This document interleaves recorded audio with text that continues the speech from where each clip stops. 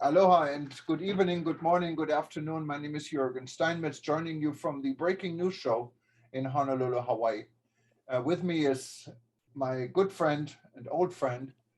We're both old, I mean, but Young friend. Professor Geoffrey Lipman. He's in Brussels. He's with SunX, and he will tell us a little bit more what he's doing and what we're celebrating, because we're going to have only one Earth, World Environmental Day, officially on June 5th, but I think the celebrations start today. Today is June 3rd on Friday, and Geoffrey's getting all ready for some major events. And he is really the man when it comes to tourism and environment. He will tell you a little bit more about it. My background I choose, you don't see the breaking news show. This is actually the North Shore of Oahu, our beautiful island where I'm located at. And actually, this was the place I lived for 25 years on the North Shore, and I kind of miss the view and the sound of the ocean and the birds and all of this.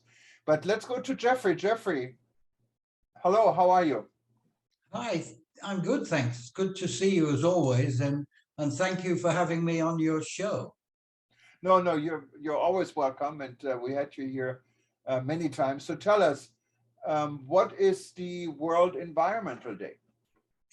Well, it's a day which was started actually 50 years ago when they had the first environment conference summit in Stockholm.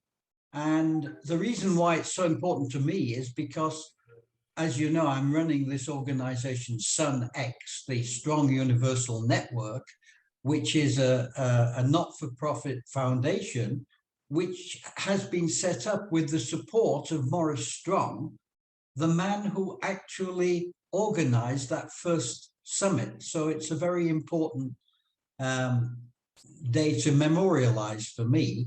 And also because, as I think I've said on your programs before, it wasn't just the first summit that Maurice Strong organized. It was also, he organized the second Earth Summit 20 years later in Rio. He was the first executive director of UNEP, the UN Environment Program. He took that and made it the first organization to go to Africa. He was just an incredible human being who, if you analyze it, did more to create today's sustainable development and climate response system than anybody else on the planet. You know, this is a guy who left school at 16, didn't finish his formal education, and he was a founding member of the board of the World Economic Forum. He was a founding member of the Brundtland Commission, which defines sustainable development. He was a founding participant in the Club of Rome and its 1972 story on planetary boundaries.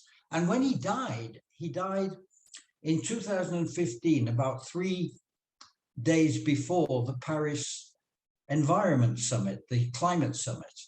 And that summit started with a eulogy to Maurice Strong for his contribution, which was, you know, just incredible. And things he did, which I've discovered as I've been running this organization, I had no idea of. The man didn't finish high school, but when he died, he had 60 honorary doctorates, 60, Wow. 60.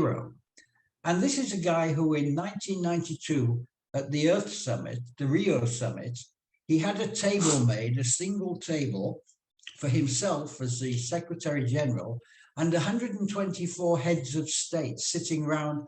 You can only do this in Brazil. You can only get a table built that big. But I mean, just put yourself in that position, Thomas. I look back and I've done a few things in my lifetime, a few things I won't talk about as well on the show. But can you imagine sitting with 124 heads of state and you have to guide them through that meeting? Castro was there.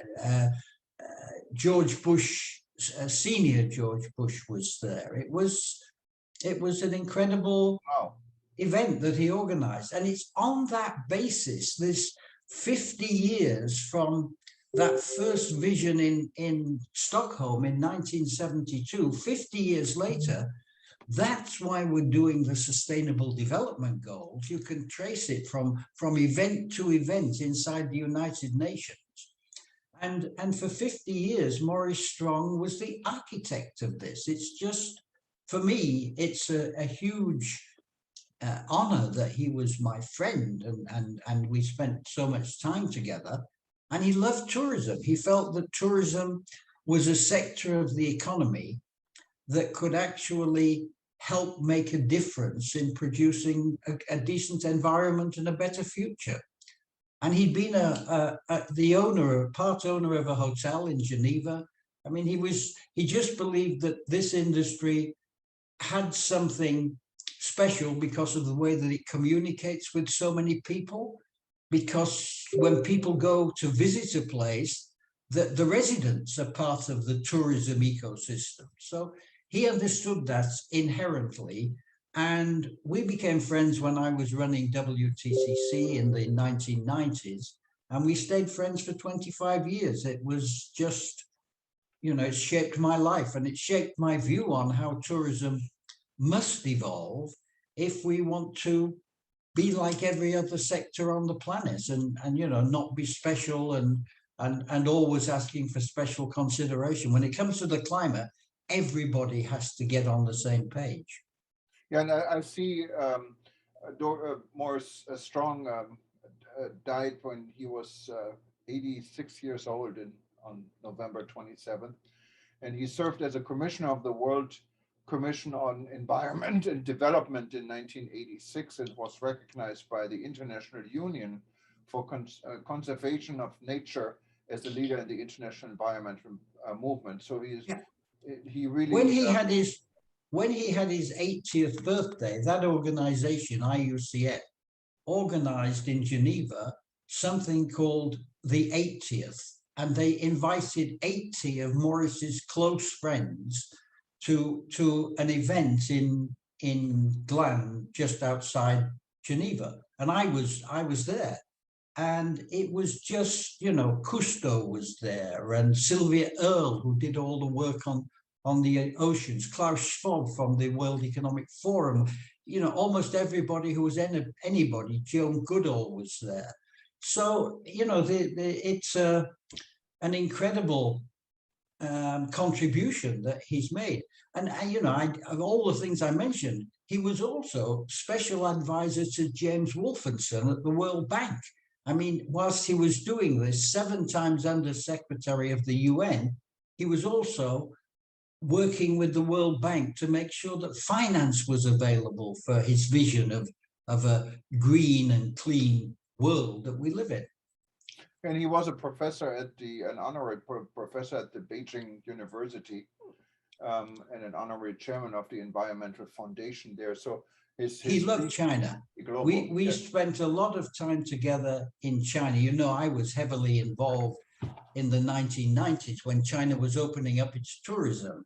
And then with some of the leaders from the WTCC, we went in for a week at a time, and we sat with our sleeves rolled up with the senior people in the Chinese National Tourism Administration, the chairman, Mr. Liu, the vice chairman, Wen Chengbang, and we critiqued the 15-year plan that China had to develop its tourism, which in 1995, when we did this, there was no tourism in China. You couldn't move as a citizen.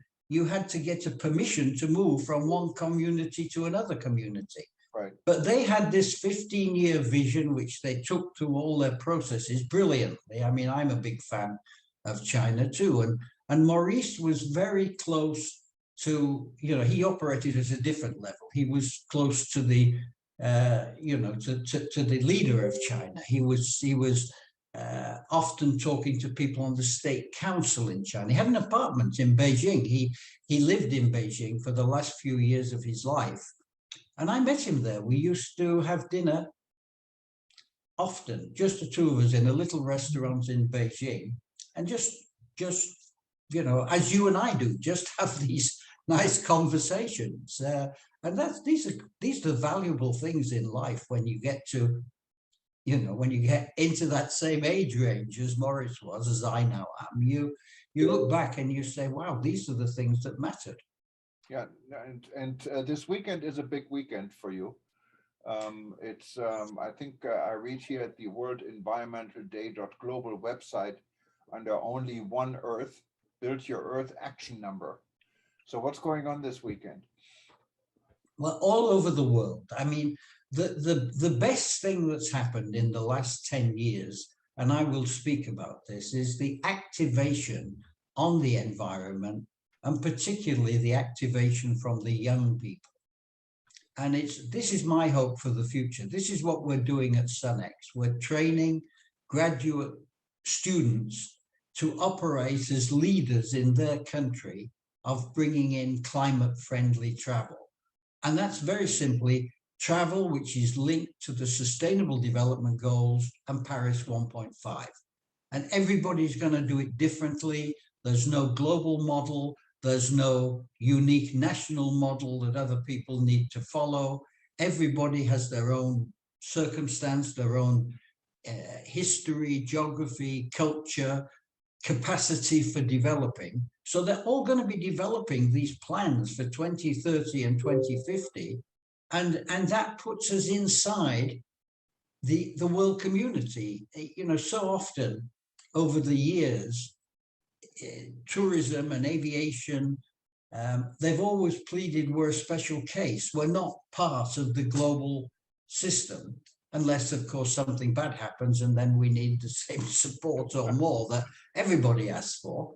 But we've always said we're a special case. But in the case of the environment, what's happening now is there's this grassroots movement started by Greta Thunberg and now in cities, every city in the world.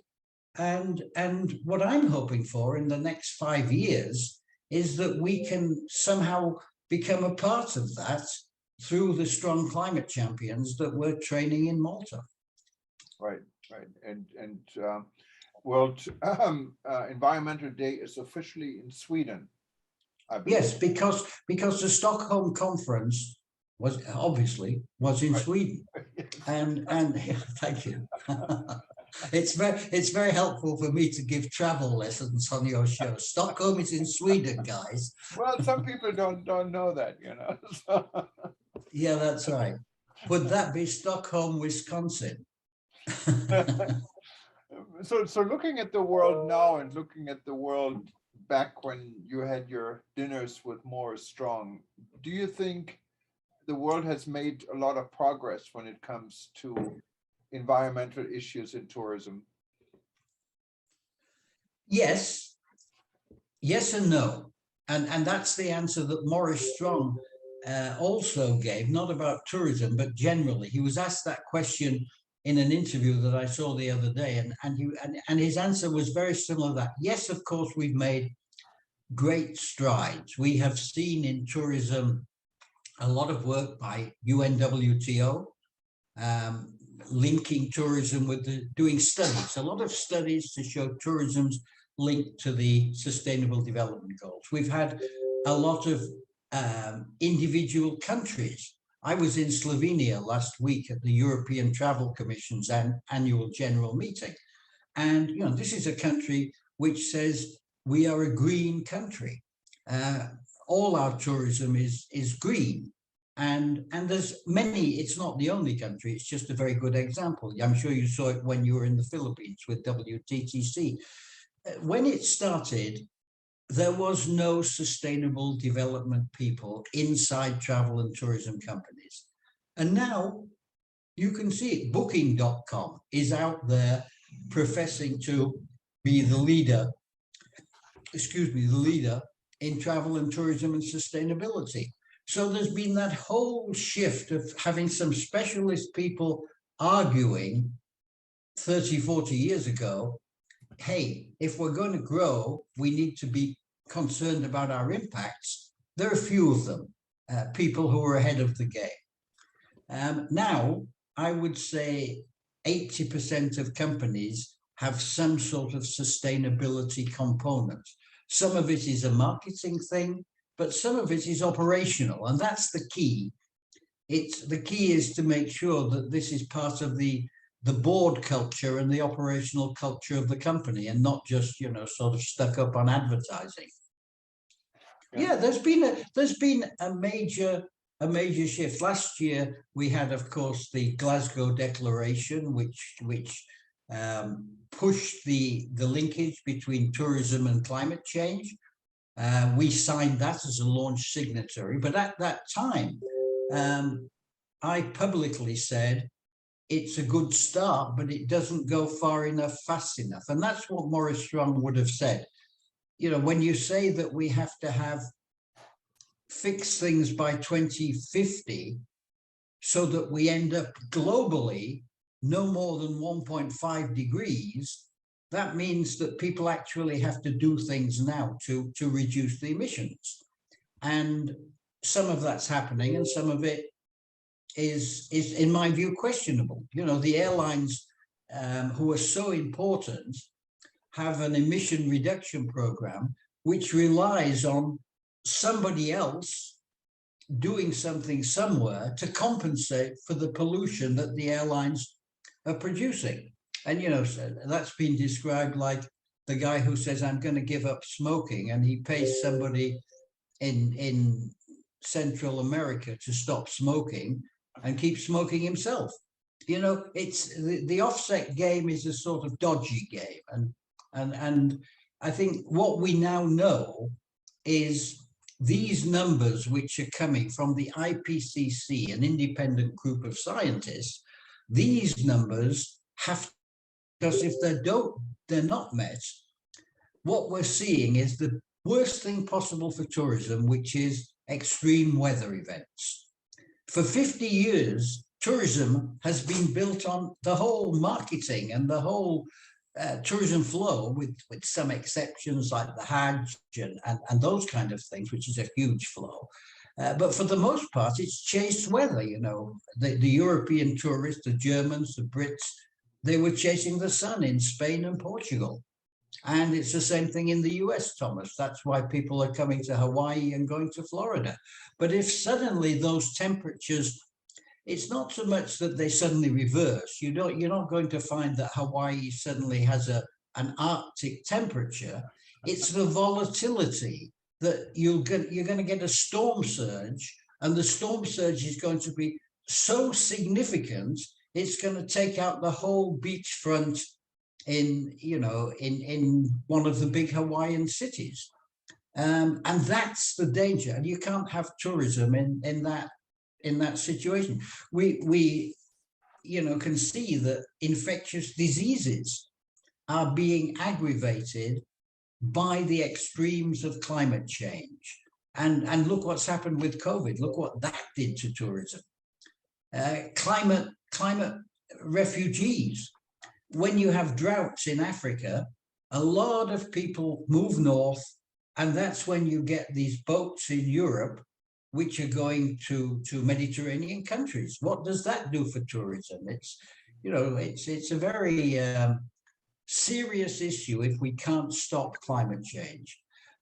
The environmental stuff is all important. The nature stuff is important. The animal conservation is really important.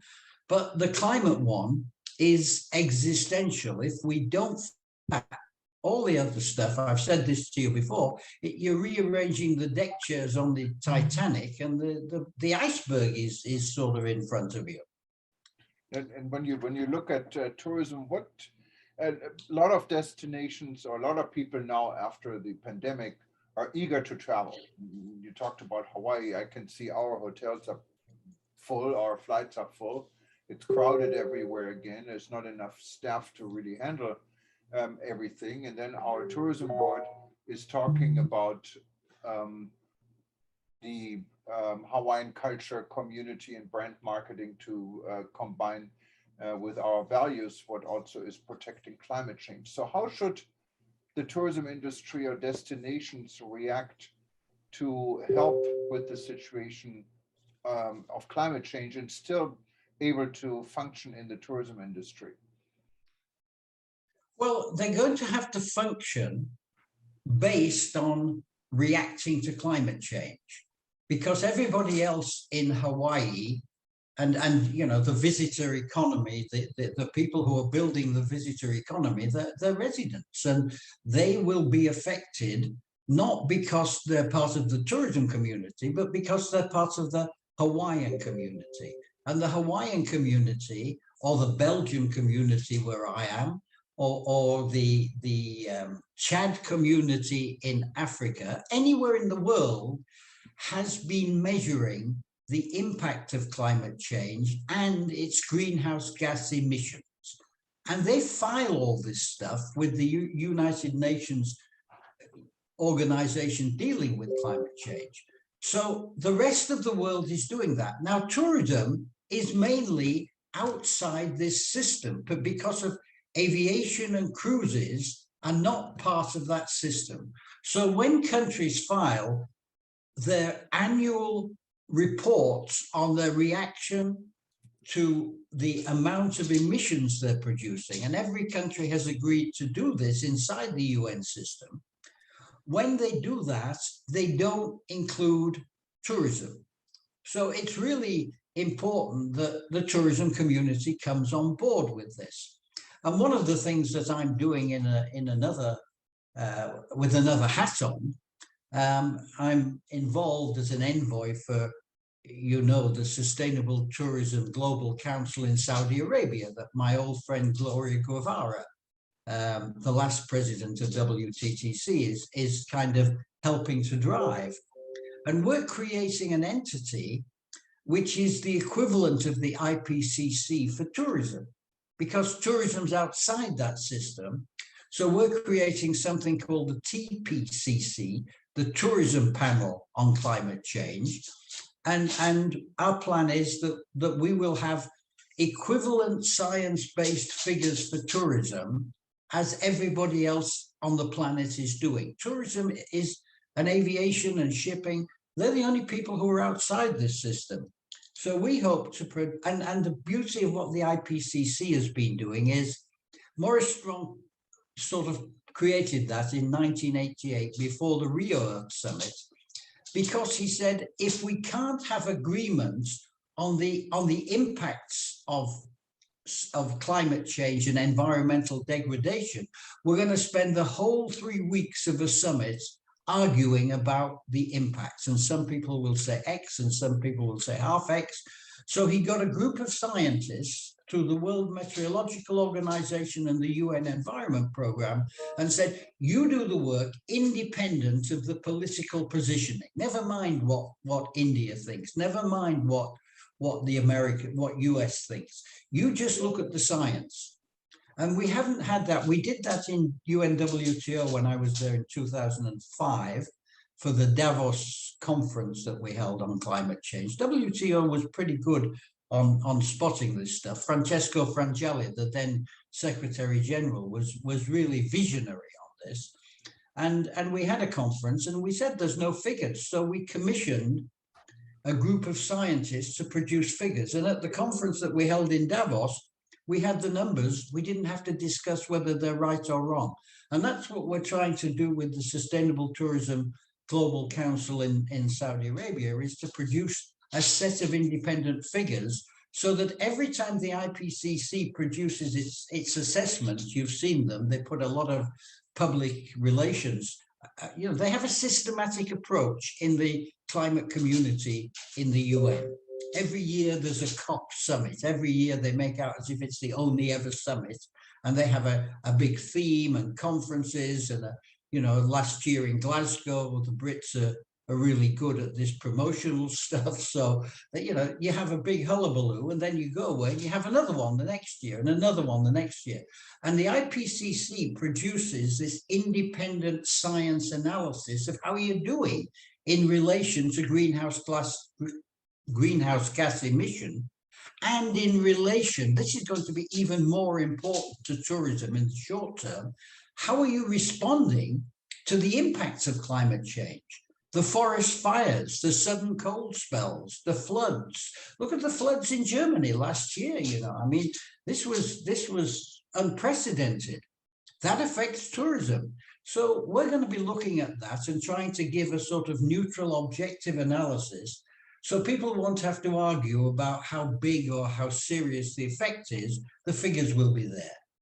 How would tourism boards, like regional tourism boards, for example, even national tourism boards, get all this information, and what assistance is there for them to implement all these necessary steps?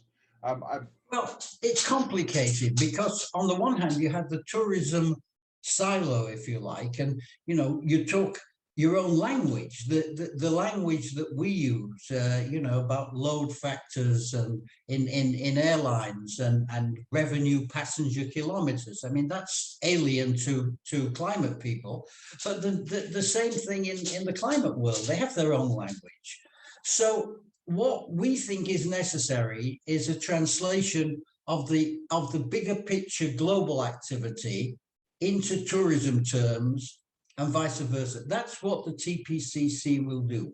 But there are other stuff. UNWTO has lots of stuff it's putting out on this. IATA has a group called the Air Transport Action Group, which is kind of supposedly independent, but which is very linked to IATA, which is bringing out its own information. And that's being made available to tourist boards. Now the big tourism players, Booking.com, I mentioned, they're deeply, and they have a hell of a lot of data on tourism travel movements. They're also doing surveys of traveler perceptions of, what was my holiday green enough? They'll ask that kind of question.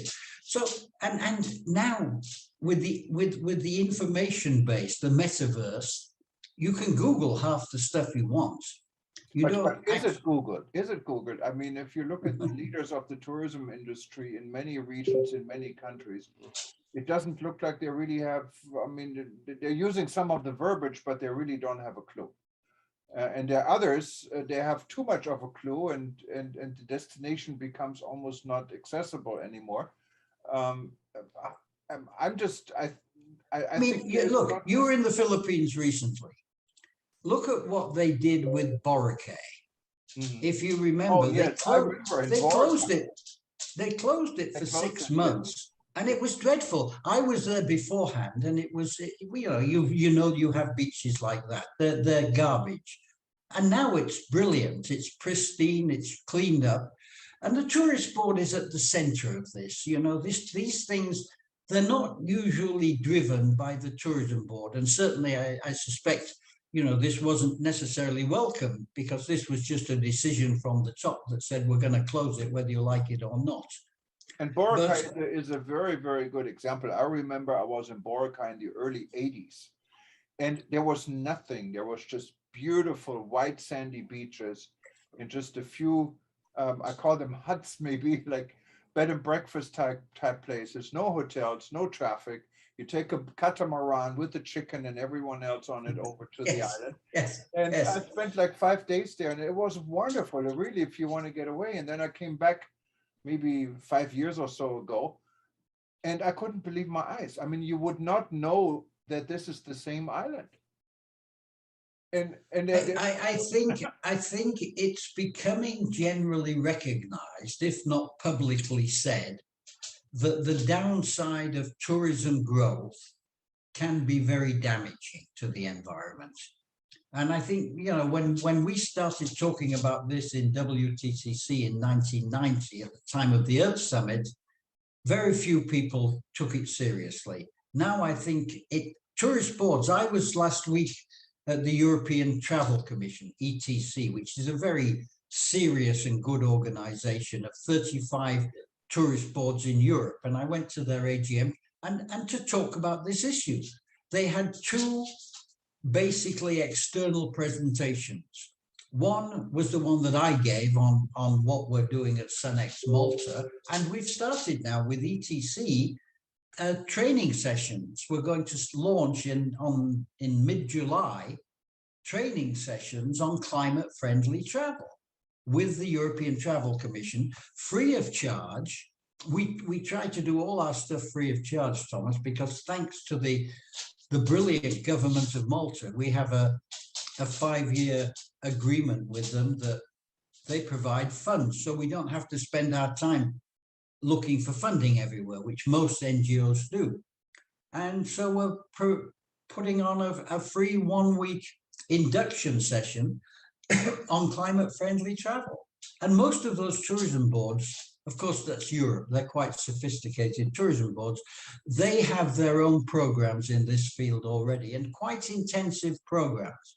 Now, in places like Africa, it's not quite as developed as like the tourism itself, but they're conscious of it, and they have a different take on it. You know, they're more likely to be worried about the impact on wildlife or the poverty impact. Right. Or take the Seychelles. I'm on a Facebook exchange with the guy who runs nature.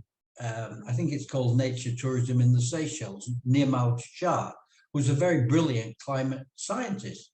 And he says, if we don't have tourism, our economy goes bottom up. You know, he's a climate guy, and he's actually advocating the growth of tourism and the absolute need to have aviation continuing and not be the subject of things like Greta Thunberg's no-fly movement. So it's evolved. 20 years ago, a few specialists talk about it. Now, everybody talks about it. The real issue on climate is, are we doing enough? Are we going far enough? And are we going fast enough? And I think, unfortunately, we're not there yet. Yeah, and these things move slow. You don't really realize it. You know, I can tell you also from my own experience here in Hawaii, when I moved here in 1988, I remember the nice white sandy beaches again in front of the Sheraton Hotel in Waikiki. Yeah, I was there in those days too. I stayed in the Ilikai, I remember. Ilikai, yes, and the Sheraton a little bit further. And now when you go to Sheraton, there is no beach. There's simply no beach. And actually there is a walkway, a cement walkway, and they probably have to move that too, because it's always gets flooded. So you have to actually walk inside the hotel to go back out to continue your walk on the beach. It's all gone.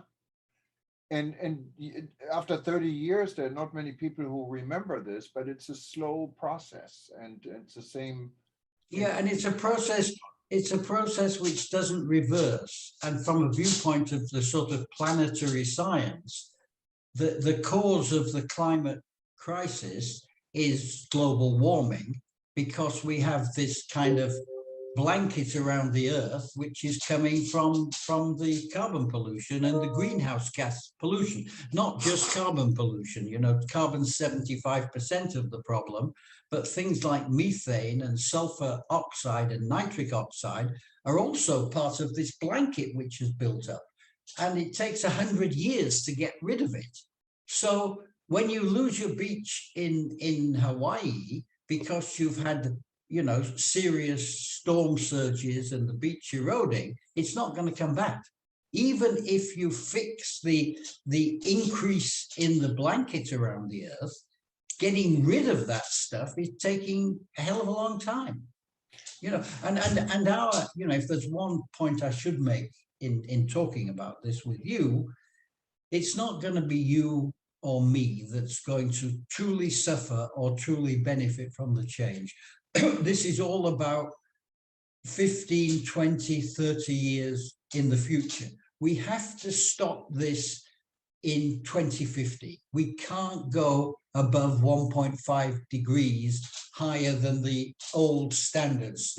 When it was a constant level for 4,000 years, and then since the mid 1800s, with the industrialization of society, it's all peaked. Now, what the scientists are telling us is, you've peaked enough, and if you go more than 1.5 degrees higher, you know, we're screwed. The life on the planet becomes uninhabitable at a certain level. And at this moment, we're heading for 3 degrees. And 3 degrees, the heat waves and the flash floods and the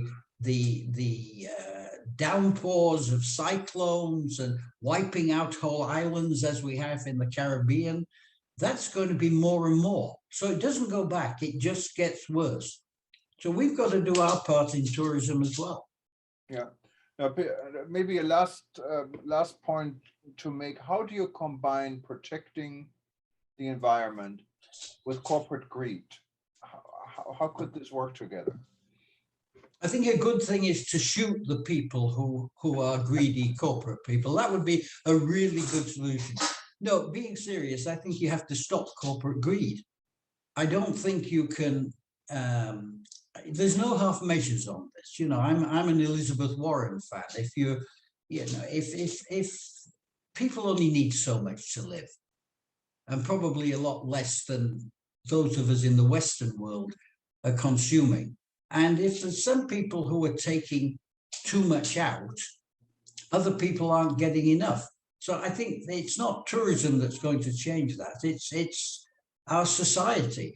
You know, a vote for the right ethical, decent. You know, I'm not a big ethical or moral preacher, but I think there's a certain decency level that you live in, beyond which, you know, Elon Musk is not going to spend all his money. Jeff Bezos is not going to spend all his money.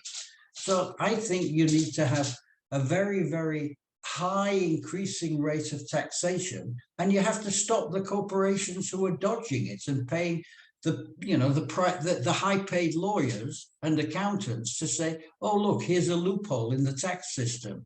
So if you move your corporate headquarters, you know, to country X, you're not going to pay any taxes.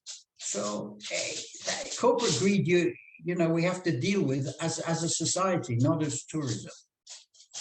Peter, Geoffrey, this was a fascinating conversation, and I hope we can do a lot more. And I think all our listeners who stayed now, and we planned this for 20 minutes, it's 48 minutes now. So I know I really enjoyed it. And thank you so much, Geoffrey, and good luck with your events this weekend. Well, thank you. And you know, we're not just good friends. I'm a big fan of what you're doing with the World Tourism Network, with the African Tourism Board.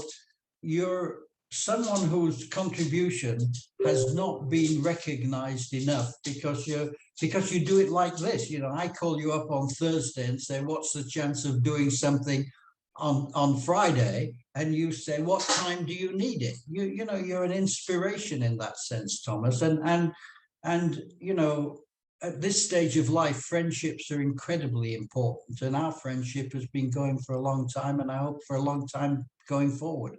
No, absolutely, Geoffrey. And we've gone through a lot in this world, you know, and we just have to move forward. And tourism is such a wonderful business to be in, and we have to keep it alive, and we have to be responsible in keeping it alive. Otherwise, we won't. But in any case, we have to adapt. Tourism has to adapt like everybody else. And it's our kids, it's the next generation that understand this, that are marching for it, that are creating networks, and they're the people who can make the change. They're tomorrow's leaders. Yeah, and for everyone who's watching us now and you missed the first part and you want to watch us again, we're going to repeat this every 2 hours. Just stay tuned, or easier, just go to breakingnewsshow.com and you can watch us anytime. Or, of course, you can always go to our YouTube channel and click on any of the links on any of our websites. You get to our YouTube channels, and you can also watch us anytime. Same for our Vimeo channel. Geoffrey, thank you so much, and hope I talk to you again very soon. And stay healthy and enjoy your weekend, and all the best and success for this. Yeah, and you stay healthy too, because I know you got a pretty bad sickness when you were at the WTTC meeting, and I'm glad to see that you're looking well and slimmer than you were when you flew out to the Philippines. And the slimmer is important. Thank you very much, Geoffrey. You take care. Take care. Good to see you. Good to see you. Thank you very much. Thank you.